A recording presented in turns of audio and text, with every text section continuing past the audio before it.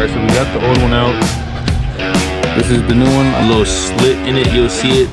And just slide it up.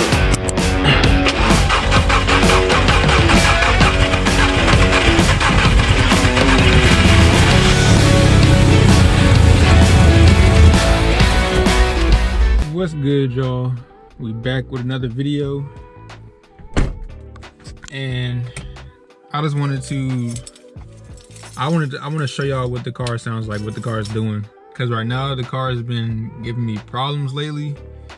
I don't know if I jinxed myself or what, but it's giving me problems. So I'm about to show y'all exactly what it's doing.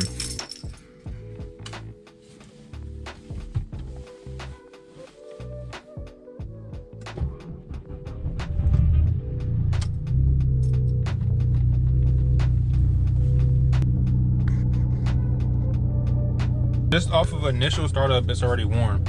So obviously the car is not actually warm yet. So obviously my coolant temperature sensor is messing up. And I didn't tell y'all this, but I actually got a check engine light for the sensor, like the code for the sensor. So yeah, so I bought a new one. I bought a new sensor, and I bought a new coolant flange, but it's aluminum. So we're gonna probably be putting that on this weekend. And I wanna change the spark plugs, make sure all that's good.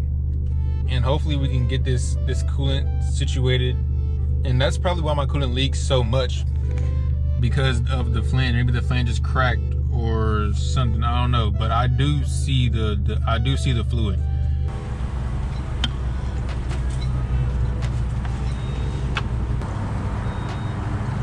I'm tough.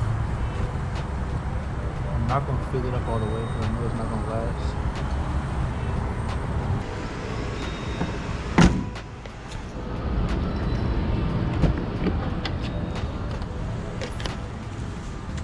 That right there.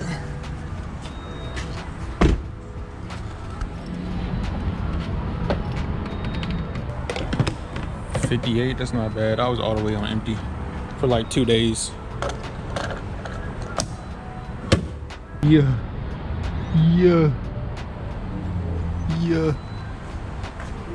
Y'all like it with or without the hubcaps? Let me know. Let's see how she starts this time.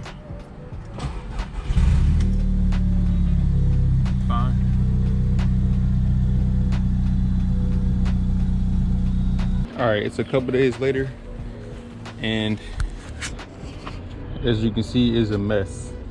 So my coolant flange, I think it cracked or something, because on the so here's the new one, and it goes in the motor like this, right?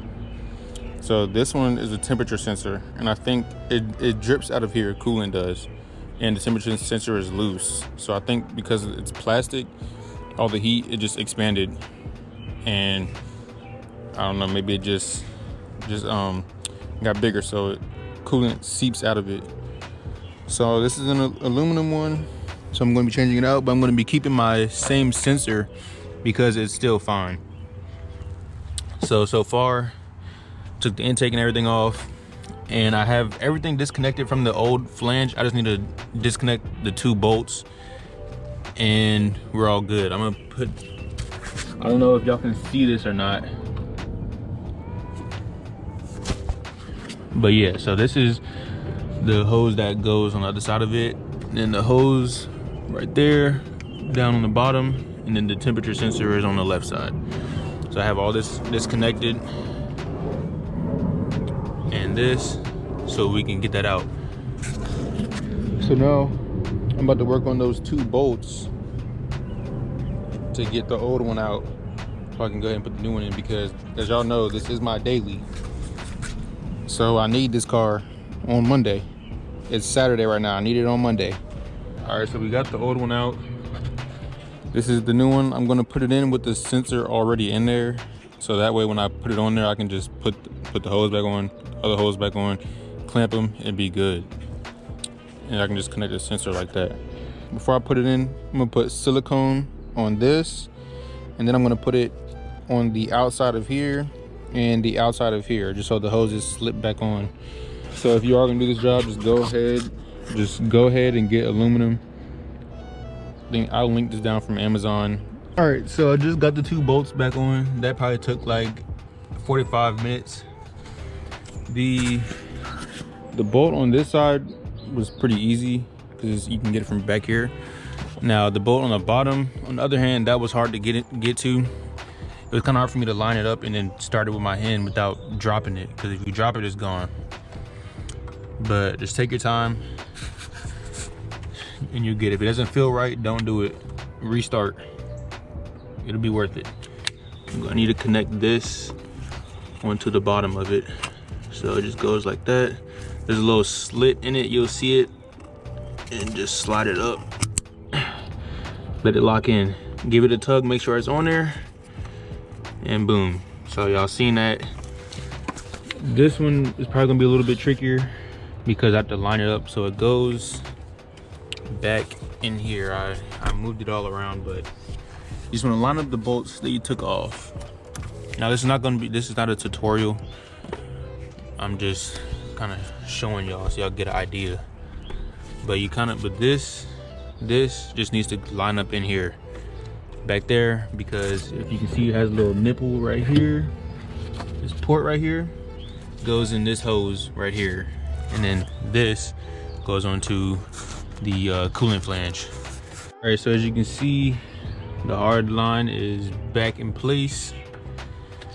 PCV goes right here. Y'all know that goes right here, but I haven't tightened it down yet, so I have to tighten this down. What I did was feed it in there. I connected it to the flange first because that's how you know it'll line up. And then once I was able to slide it onto the flange, this fell right into place. But the key is silicone, whatever this stuff is, silicone. Put it inside the actual hose and put it on the connection. So I put it on the outside of the flange and I put it inside of the hose so that everything just slid right on, and it did. So now, as you can see, it's loose. So I just need to tighten everything back. I loosen this one as well, and then this one, bolt back right here, connect this back, and then a bolt right here also.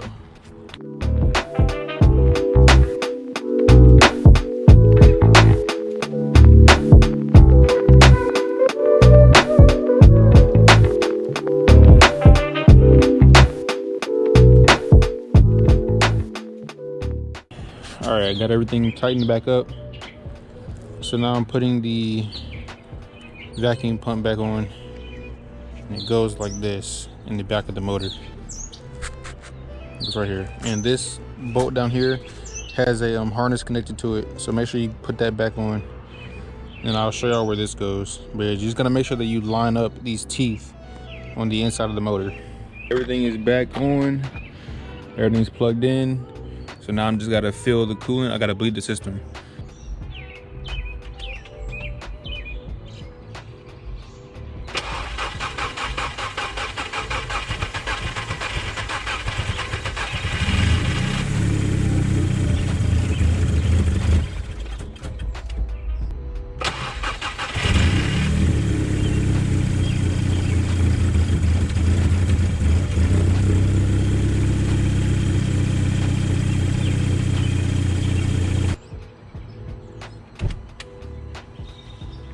I lied, I actually forgot to plug up the vacuum bag.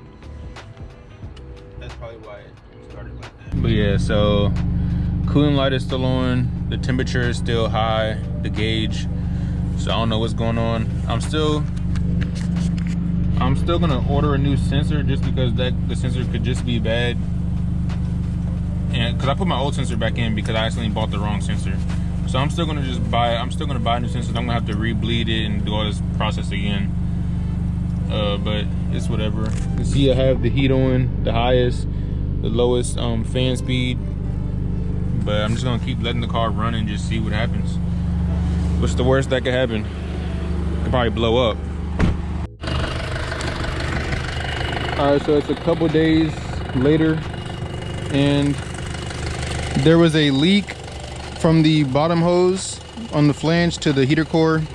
I got a new hose and I fixed that, and I got a new temperature sensor, so now everything is good. I'm bleeding the system right now, but as you can see, it's moving up and down. Trying to get all those bubbles out. I got the bleeder screw out. So I'm just gonna let it keep idling and going up and down. All right, y'all. It is another day. And we got another problem. So if you can look down there, so you follow this hose, right? We follow this hard line. The hose that's on the end of the hard line, so not this one, but the one back here. This one is ripped and is leaking coolant. And the car actually overheated a couple days ago. So that's probably why you see the Q60 back there. All right, so we got the hose off, and look at this. It just looks crusty and brittle. So I think right here is where it cracked. I don't know if you can see that. So it leaked out of there only when the car was on, because that's when coolant is flowing, obviously. About to hop in the Q. Y'all have seen this car before. I made a review on it and I drove it. It was a good video. So if you haven't tuned in to that video, just look up Infiniti Q60 on my page and you'll see it. It's a tough video. Turn the AC on. It's something I don't have. So we're going to Home Depot now. O'Reilly's, AutoZone, and Advanced, they only had 1 inch, and that was the highest. So now I'm gonna try Home Depot. Amazon didn't even have it. So I'm gonna have to go with like FCP, and that's gonna be a couple days because they ain't Prime. No luck at Home Depot. But dude at Home Depot recommended me Napa. And look what we got. So let's head home, it's hot. If you want some POV footage of this car, this car makes 450 horsepower and it's bagged. So if you want like more footage on this car, I have a full video on it. It's a review. Go watch it. I took a break to cut the grass. Here's a little trick. So you might be wondering, why do I have the hose on the mouthwash cap? It's because for the flange is a little bit bigger than 1/8, 1 1/8. That's the size hose that I got, was 1 1/8. This part fits onto the hard pipe, but it was a little bit too small for the flange. So I needed to widen it a little bit. So hopefully this goes on now.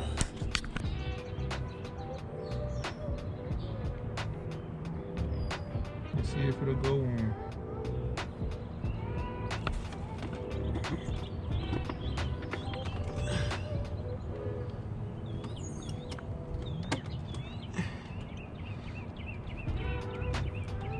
Ah, look at that.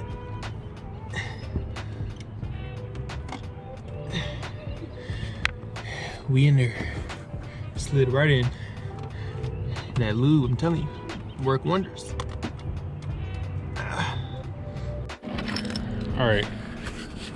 Everything is bolted back on except the hard pipe. I want to make sure that there's no more leaks before I bolt it back in. That's just one less thing I gotta take off if something goes wrong.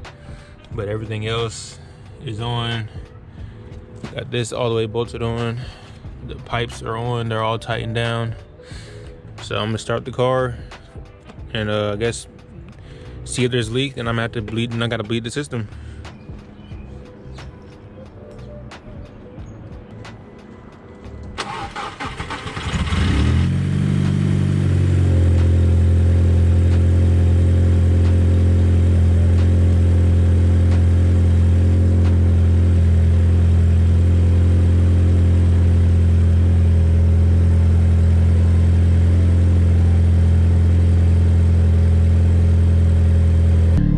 Warm is when it starts to leak. So I'm basically just gonna wait for that temperature to come up.